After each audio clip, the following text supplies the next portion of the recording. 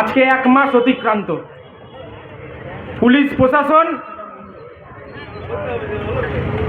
মূল যে অপরাধী বা যারা এই কর্মকাণ্ডের সঙ্গে জড়িত তাদেরকে এখনো পর্যন্ত কিন্তু অ্যারেস্ট করতে পারেনি। প্রকৃত যারা মাথা আছে তারা এখনো বুক ফুলিয়ে ঘুরে বেড়াচ্ছে। আমরা বলছি, কান টানলে মাথা আসে। এই মাথাকে নিয়ে আসতে হবে, এই মাথাগুলোকে ধরতে হবে। কারণ আজকে আমার আপনার বাড়ির ছেলে মেয়ে ভাই বোন কেউ আজকে কিন্তু রাস্তায় বাড়ির বাইরে নিরাপত্তার অভাব বোধ করছে প্রত্যেকেই।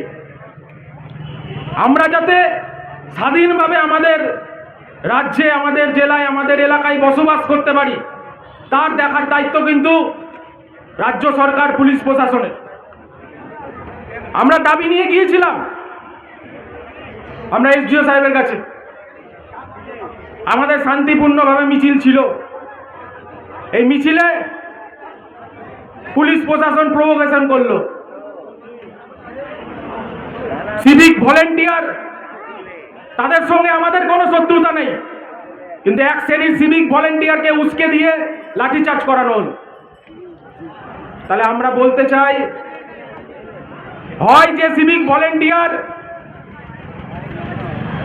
লাঠিচার্জ করলো তাকে ক্ষমা চাইতে হবে, আর না হলে পুলিশ প্রশাসন বলুক আমরা লাঠিচার্জ করতে বলেছি, নির্দেশ দিয়েছি।